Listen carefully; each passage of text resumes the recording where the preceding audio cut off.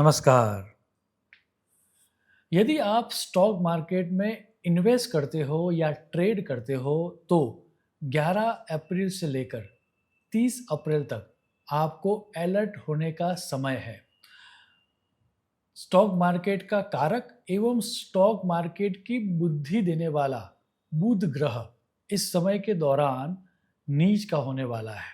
अब जब ये नीच का होगा तब वह मंदी कारक शनि और विस्फोटक कारक मंगल के साथ होगा और उसके कारण यह परिस्थिति थोड़ी यूनिक हो जाती है। ऐसा समझ के चलिए कि शनि ब्रेक है, मंगल एक्सेलरेटर है और बुध जो है वह स्टीयरिंग है। ऐसी गाड़ी जिसमें ब्रेक लगी हुई है, एक्सीलेटर फुल लगा हुआ है और स्टीयरिंग का कुछ ठिकाना नहीं है, वह समंदर के गहरे पानी में अर्थात मीन राशि में जाएगी। अर्थात गाड़ी का डूबना तो तय है।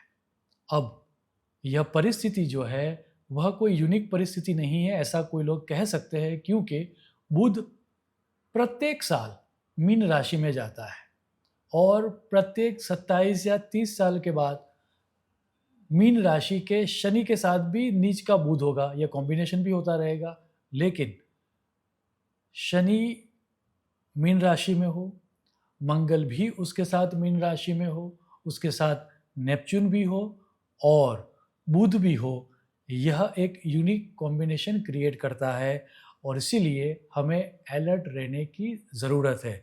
इसके बारे में बात करते हुए नारद मुनि ने यह श्लोक दिया है। यदा मीन गते मंदे भौमग्नो संस्थितो तदा राजविग्रह चौराढ़्यम वाणिज्यम म्रियते ध्रुवम। माना कि जब नारद मुनि ने यह श्लोक लिखा था तब स्टॉक मार्केट नहीं था, लेकिन वाणिज्य तो था और इसीलिए श्लोक को डिकोड करके समझने की आवश्यकता हो जाती है। यदि हम डिकोड करके समझे तो वॉर के कारण पैनिक सेल होता हुआ दिख रहा है, फॉल ऑफ बिजनेस हाउसेस या किसी बड़े बिजनेस हाउस को डिफेम मिले और उसके कारण स्टॉक मार्केट गिर जाए, ऐसा दिख रहा है। डेटा थेफ्ट के कारण या फिर रॉन्ग एंड फेक न्यूज़ के कारण मार्केट को मृत्यु समान कष्ट होता है, अर्थात मार्केट में बिग करेक्शन आता है, ऐसा स्पष्ट कहा गया है।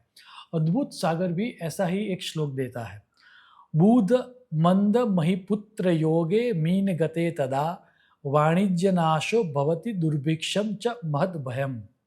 यहाँ पर एक शब्द दिया गया है वाणिज्य नाश, अर्थात कॉमर्स या ट्रेड कैंसिल होना या ट्रेड लॉस होना।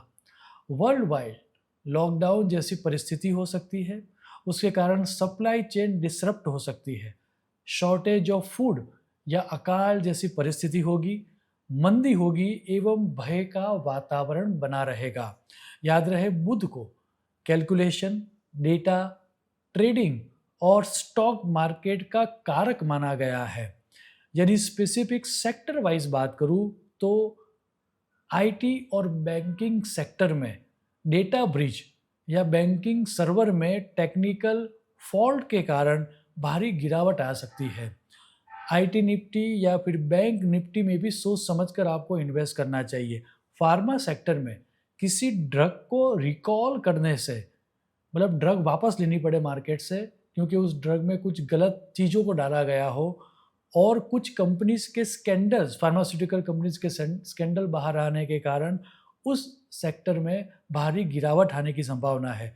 समुद्री युद्ध के कारण लॉजिस्टिक या शिपिंग इंडस्ट्री पूरी तरह से ठप हो जाए, ऐसा दिख रहा है। क्रूड ऑयल में भी ड्यूरिंग दिस टाइम स्पाइक आने की संभावना है। गोल्ड सिल्वर में उछाल आता हुआ दिख रहा है।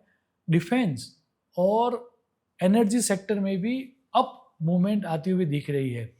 याद रहे इस समय में आपको लॉस रिकवर करने में एग्रेसिव नहीं होना है। स्टॉप लॉस के बिना कोई भी पोजीशन आप मत बनाइए, अन्यथा आपको लॉस होगा।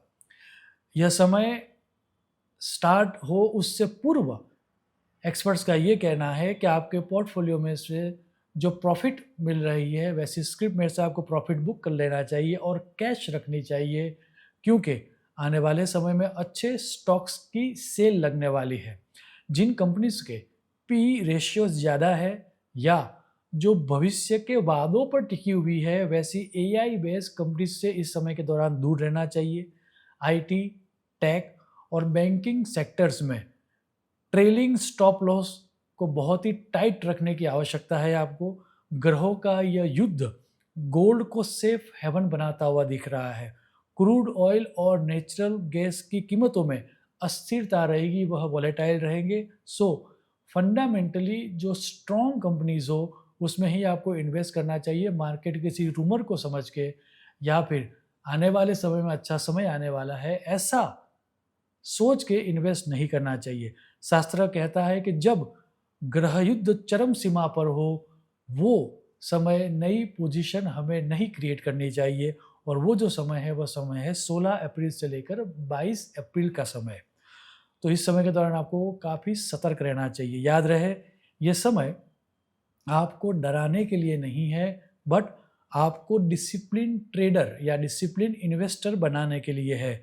तूफान में वही बचता है जो लंगर डालकर चुपचाप लहरों को थमने का इंतजार करता है। शुभम भवतु। प्रणाम।